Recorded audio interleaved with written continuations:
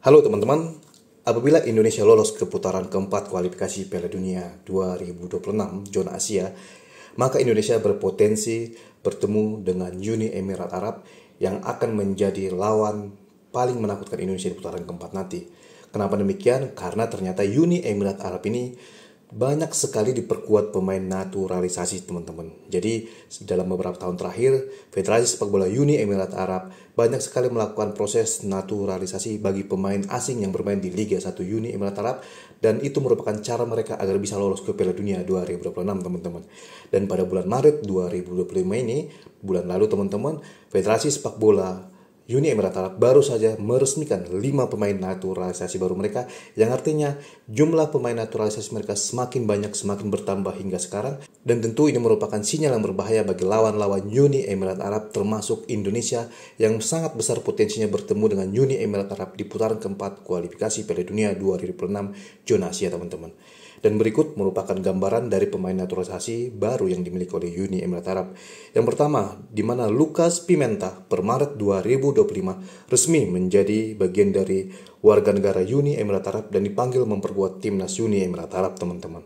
Di mana ia merupakan seorang bek tengah berusia 24 tahun, tinggi badan 1,88 meter, yang kini bermain untuk klub Liga 1 Uni Emirat Arab yaitu Al-Wahda, dan harga pasarnya 43,45 miliar rupiah.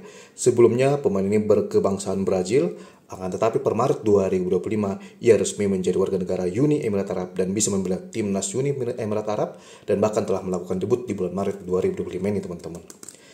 Dan karir profesionalnya sendiri teman-teman, di mana Lucas Pimenta ini sebelumnya merupakan jebolan Akademi Botafogo U20 di Brazil, dan baru pada 1 Januari 2020 ia berkarir di Liga 1 Uni Emirat Arab bergabung dengan Al-Wahda, dan hingga sekarang ia bertahan di sana.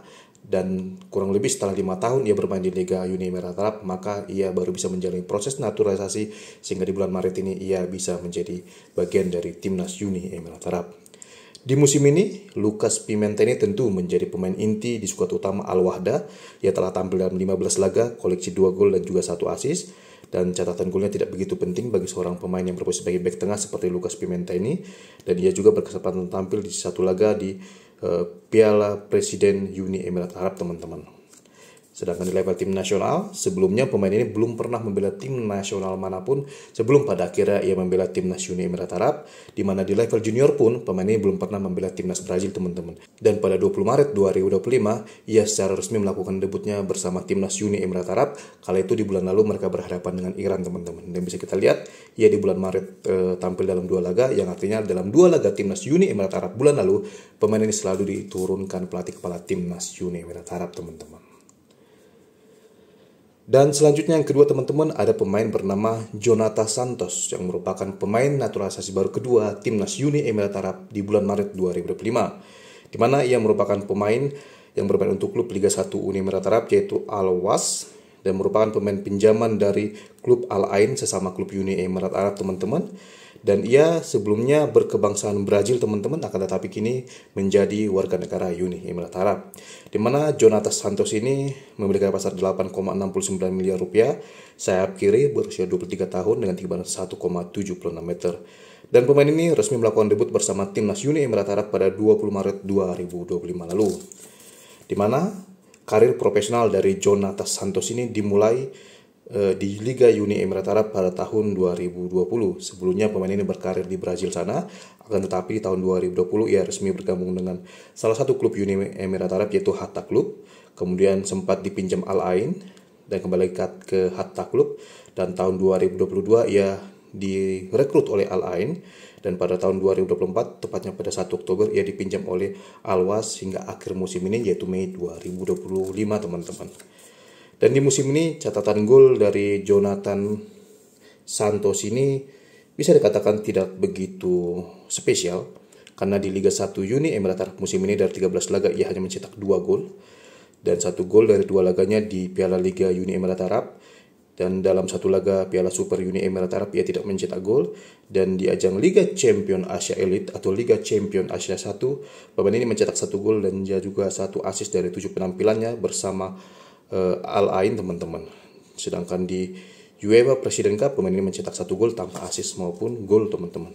Sedangkan di Piala Presiden Uni Emirat Arab, pemain ini tampil dalam 1 laga tanpa gol maupun assist, teman-teman. Bisa kita lihat memang bahwa catatan gol maupun assist seorang Jonathan Santos ini tidak begitu spesial, mengingat ini adalah seorang pemain sayap kiri yang seharusnya ia bisa lebih mencetak banyak gol maupun assist bagi klub yang ia bela, teman-teman.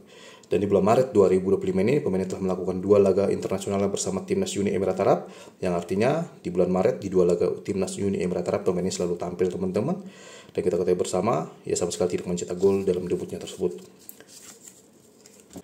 Dan pemain naturalisasi baru ketiga Timnas Uni Emirat Arab adalah Luan Pereira, yang merupakan pemain asal klub Liga 1 Uni Emirat Arab lainnya, yaitu Sharjah Football Club, yang merupakan seorang gelandang tengah berusia 24 tahun, yang sebelumnya berkebangsaan Brazil dan kini menjadi warga negara Uni Emirat Arab. Tinggi badannya 1,80 meter, dan pada 25 Maret 2025 ia resmi melakukan debut bersama Timnas Senior Uni Emirat Arab.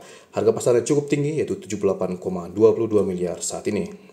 Di mana Luan Pereira ini sebelumnya berkarir di Brazil, teman-teman, di mana memperkuat klub bernama Avaí Football Club pada tahun 2017, di mana klub Avaí Football Club ini saat ini berkarir atau berkompetisi maksud saya di Liga 2 Brazil, teman-teman. Dan semenjak 3 Februari 2020 hingga sekarang ia membela Sharjah Football Club karena kurang lebih ia telah 5 tahun di Uni Emirat Arab, maka ia bisa melakukan proses naturalisasi dan kini membela Timnas Uni Emirat Arab, teman-teman. Di mana di musim ini catatan gol dari Luan Pereira ini ya tidak begitu bagus, akan tetapi itu hal yang wajar mengingat ia merupakan seorang gelandang tengah, teman-teman, karena dalam 17 laganya di Liga 1 Uni Emirat Arab musim ini ia mencetak 3 gol maupun 3 assist. Ia juga tampil dalam 4 laga Piala Liga Uni Emirat Arab, 1 gol dan juga 2 assist, dan juga di 10 laga Liga Champion Asia 2, 5 gol dan juga 2 assist, dan 1 laga di Piala Presiden Uni Emirat Arab. Jadi musim ini ia telah tampil dalam 32 laga resmi Sharjah Football Cup dengan koleksi 9 gol dan juga 7 assist, teman-teman. Catatan gol maupun assistnya ini terbilang cukup baik bagi seorang gelandang tengah seperti Luan Pereira, teman-teman. Sedangkan di level tim nasional, pemain ini pernah dipanggil memperkuat timnas Brazil U17 dan juga U20 sebelum pada akhirnya ia melakukan debutnya bersama Timnas Uni Emirat Arab pada 25 Maret 2025 di kualifikasi ketiga Piala Dunia 2026, teman-teman. Dan selanjutnya, pemain naturalisasi baru keempat Timnas Uni Emirat Arab adalah Caio Lucas, yang merupakan pemain asal Sharjah Football Club lainnya. Ia sebelumnya berkebangsaan Brazil, kini memiliki warganegaraan Uni Emirat Arab setelah proses naturalisasinya beres. Dan ia sayap kiri berusia 30 tahun, teman-teman, usia yang sudah sangat senior. Tinggi badan 1,73 meter dan resmi melakukan debut bersama Timnas Uni Emirat Arab pada 20 Maret 2025 ketika melawan Iran. Harga pasar pemain ini adalah 86,91 miliar rupiah.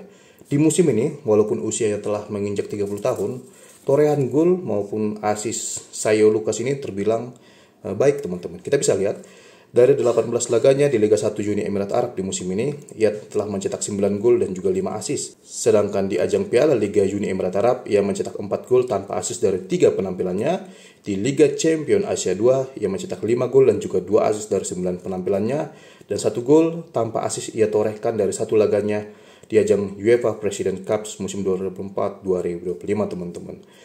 Dan di musim ini pemainnya telah mencetak 19 gol dan juga 7 assist yang menunjukkan bahwa sosok Caio Lucas ini merupakan seorang penyerang yang berbahaya dan sangat dibutuhkan oleh Timnas Uni Emirat Arab di ajang kualifikasi ketiga Piala Dunia 2026. Sedangkan perjalanan karir profesional Caio Lucas sejauh ini, di mana tahun 2016 lah ia bermula atau berawal berkarir di Liga Uni Emirat Arab dengan bergabung dengan Al Ain, dan tahun 2019 ia sempat bergabung dengan salah satu klub raksasa Portugal yaitu Benfica, dan pada tahun 2020 ia dibeli oleh Sharjah Football Club dari Benfica dengan biaya transfer 26,07 miliar rupiah. 2021 ia sempat dipinjamkan lagi ke Benfica sebelum pada akhirnya pada Juli 2021 ia kembali ke Sharjah Football Club. Dan hingga kini ia masih bertahan di salah satu klub papan atas Liga Uni Emirat Arab tersebut, teman-teman. Jadi setelah kurang lebih 5 tahun membela klub Liga Uni Emirat Arab, pemainnya pada akhirnya bisa dilakukan proses naturalisasinya. Dan bersama Timnas Senior Uni Emirat Arab, pemain ini telah tampil dalam 2 laga di bulan Maret 2025 ini, tepatnya debutnya 20 Maret 2025. Akan tetapi sejauh ini ia belum sukses mencetak gol bagi Timnas Uni Emirat Arab, teman-teman. Walaupun ia begitu ganas di Liga Uni Emirat Arab, bukan berarti pemain ini dengan mudah bisa mencetak gol bersama Timnas Senior Uni Emirat Arab di kompetisi seketat kualifikasi ketiga Piala Dunia 2026 zona Asia, teman-teman. Dan selanjutnya pemain naturalisasi baru timnas Uni Emirat Arab yang terakhir adalah Alaidin Johir, teman-teman. Di mana Alaidin ini merupakan pemain yang sebelumnya berkebangsaan Tunisia, akan tetapi kini menjadi bagian dari timnas Uni Emirat Arab. Ia bek tengah, 25 tahun, tinggi badan 1,9 meter, dan bermain untuk klub Al Wahda di Liga 1 Uni Emirat Arab. Dan pada bulan Maret 2025 ini ia gagal melakukan debutnya bersama timnas senior Uni Emirat Arab karena dalam 2 laga Uni Emirat Arab di bulan Maret 2025 lalu pemain ini dicadangkan, teman-teman. Harga pasar pemain adalah 43,45 miliar rupiah. Di mana perjalanan karir profesional dari Alaidin Johir ini sebelumnya ia sempat membela klub asal Tunisia yaitu US Monastir sebelum pada 24 Januari 2020 pemain ini bergabung dengan Al Wahda dan bertahan hingga sekarang, teman-teman. Di musim ini, Alaidin Johir ini telah tampil dalam 15 laga Liga 1 Uni Emirat Arab, koleksi 1 gol dan juga 2 assist. Ia juga tampil dalam 2 laga Piala Liga Uni Emirat Arab dengan 1 assist dan juga 1 laga di Piala Presiden Uni Emirat Arab tanpa assist maupun gol, teman-teman. Dan seperti yang sudah saya singgung tadi, bahwa pada Maret 2025 ini, Alaidin Johir ini gagal melakukan debutnya bersama timnas Uni Emirat Arab karena dicadangkan pelatih kepala timnas Uni Emirat Arab, teman-teman. Dan dengan diperkuat banyak pemain naturalisasi maupun keturunan di tahun ini, membuat timnas Uni Emirat Arab bisa bersaing di grup A kualifikasi ketiga Piala Dunia 2026, teman-teman. Di mana dengan diperkuat banyaknya pemain naturalisasi tersebut, timnas Uni Emirat Arab mampu mencuri 6 poin dari sang juara Piala Asia 2019 dan juga 2023 yaitu tim nasional Qatar, teman-teman. Di mana di laga perdana grup A kualifikasi Piala Dunia 2026 zona Asia pada 5 September 2024 mereka sukses mengalahkan Qatar dengan skor 1-3, teman-teman. Dan pada matchday ke-6 grup A Uni Emirat Arab menjamu Qatar pada 19 November 2024. Kini Qatar babak belur diajar Uni Emirat Arab dengan skor 5-0. Dan dengan banyaknya pemain naturalisasi yang memperkuat timnas Uni Emirat Arab saat ini membuat level timnas Uni Emirat Arab sedikit di atas timnas Qatar saat ini, teman-teman. Akan tetapi ternyata walaupun timnas Uni Emirat Arab banyak diperkuat pemain naturalisasi saat ini, mereka masih di bawah Iran levelnya karena dalam 2 laga kualifikasi ketiga ini mereka kalah dari Iran, teman-teman. Di mana di laga kedua kualifikasi ketiga Piala Dunia 2026 grup A pada 10 September 2024 lalu, ketika Uni Emirat Arab menjamu Iran, mereka kalah dengan skor tipis 0-1. Dan pada bulan Maret ini, setelah diperkuat 5 pemain naturalisasi baru, timnas Uni Emirat Arab juga kalah dari Iran, yaitu tepatnya pada 20 Maret 2025 dengan skor 2-0, teman-teman. Jadi memang level Uni Emirat Arab masih di bawah Iran, walaupun sudah banyak pemain naturalisasi yang memperkuat skuad utama mereka saat ini, teman-teman. Dan ketika melawan Uzbekistan yang menjadi salah satu tim kuat di grup A ini, mereka juga masih kalah, teman-teman. Di mana pada matchday keempat mereka bertemu 15 Oktober 2024 mereka kalah dengan skor 1-0, teman-teman. Jadi tidak heran apabila timnas Uni Emirat Arab levelnya masih di bawah Iran maupun Uzbekistan sekalipun mereka diperkuat banyak pemain naturalisasi saat ini. Dan di bulan Juni 2025 ini, di 2 laga terakhir mereka di grup A, Uni Emirat Arab akan berhadapan dengan Uzbekistan dan juga Kyrgyzstan, di mana kedua laga penting ini sangatlah penting bagi Uni Emirat Arab untuk memastikan mereka lolos tidaknya ke Piala Dunia 2026 melalui kualifikasi ketiga ini, teman-teman. Apabila mereka sukses memenangkan 2 laga ini, maka mereka akan finish di peringkat 2 besar. Akan tetapi apabila di salah satu laga ini mereka terpeleset tidak berhasil mencuri poin penuh, maka bisa dipastikan Uni Emirat Arab akan finish di peringkat 3 atau 4 kualifikasi ketiga Piala Dunia 2026 grup A yang kemungkinan besar akan bertemu dengan Indonesia di putaran keempat nanti, teman-teman. Tadi sudah bisa kita lihat bahwa di pertemuan pertama ternyata Uni Emirat Arab kalah 1-0 dari Uzbekistan. Sedangkan di pertemuan kedua baru akan berlangsung pada 5 Juni 2025 nanti. Sedangkan di pertemuan pertama Kyrgyzstan melawan Uni Emirat Arab. Uni Emirat Arab sukses mengalahkan Kyrgyzstan dengan skor 3-0 14 November 2024 lalu.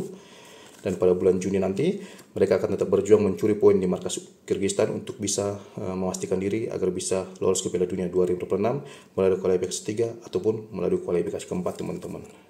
Dan saat ini timnas Uni Emirat Arab masih bertengger di peringkat 3 klasemen sementara grup A kualifikasi ketiga Piala Dunia 2026, koleksi 13 poin dari 8 laga, teman-teman. Mereka harus bisa memenangkan 2 laga sisa mereka di bulan Juni nanti agar bisa menggeser posisi Uzbekistan dari peringkat kedua, teman-teman. Akan tetapi melihat cukup mustahil Uni Emirat Arab menggeser Uzbekistan, maka besar kemungkinan prediksi saya Uni Emirat Arab akan finish di peringkat 3 atau 4 pada klasemen akhir grup A kualifikasi ketiga Piala Dunia 2026 dan akan lolos ke putaran keempat kualifikasi Piala Dunia 2026 zona Asia teman-teman. Dan apabila mereka lolos ke putaran keempat, Indonesia lolos ke putaran keempat juga, maka potensi bertemunya Uni Emirat Arab dengan Indonesia di putaran keempat cukup terbuka lebar. Dan apabila kedua tim bertemu tentu akan menjadi duel yang sangat menarik. Mengingat Indonesia juga kini komposisi skuadnya sudah lebih tangguh dibandingkan sebelum-sebelumnya karena banyak diperkuat pemain keturunan teman-teman. Bedanya Uni Emirat Arab dengan Indonesia adalah Uni Emirat Arab mereka banyak menaturalisasi pemain asing di Liga 1 Uni Emirat Arab, sedangkan Indonesia banyak menaturalisasi pemain keturunan yang bermain di Liga Eropa teman-teman. Dan saat ini banyak pemain timnas Uni Emirat Arab yang sama sekali tidak memiliki darah Uni Emirat Arab, berbeda dengan tim nasional Indonesia yang mayoritas pemain naturalisasinya adalah pemain-pemain keturunan yang memiliki darah Indonesia teman-teman. Jadi apabila kedua tim ini bertemu di putaran keempat tentu akan menjadi duel yang sengit, duel yang menarik, duel yang tingkat tinggi karena kedua tim memiliki komposisi pemain yang mumpuni teman-teman. Dan sebagai informasi tambahan teman-teman bahwa saat ini Uni Emirat Arab adalah negara dengan skuad termahal keempat di Asia teman-teman, setelah Jepang, Korea Selatan, Uzbekistan. Bahkan harga skuad mereka kini berada di atas tim nasional Iran. Sedangkan Indonesia menjadi negara dengan skuad termahal ke-6 di kawasan Asia saat ini karena banyaknya pemain baru yang memperkuat timnas Indonesia saat ini teman-teman. Dan dari 25 pemain termahal Uni Emirat Arab saat ini ternyata 18 dari 25 tersebut merupakan pemain keturunan maupun naturalisasi teman-teman. Jadi memang kesempatan pemain lokal Uni Emirat Arab agar bisa masuk ke tim utama Uni Emirat Arab saat ini cukup sulit karena Federasi Sepak Bola Uni Emirat telah menaikkan level timnas Uni Emirat Arab dengan hadirnya pemain naturalisasi baru mereka, pemain naturalisasi baru dengan kualitas yang saya bilang cukup mumpuni teman-teman ya. Dan inilah teman-teman informasi tentang tim nasional Uni Emirat Arab saat ini, bahwa mereka merupakan tim yang tangguh, mereka tim yang berkembang seperti halnya tim nasional Indonesia. Dan menurut saya dari 10 calon lawan Indonesia di putaran keempat kualifikasi Piala Dunia 2026 sejauh ini, timnas Uni Emirat Arab lah yang paling kuat teman-teman. Sebagai informasi tambahan teman-teman,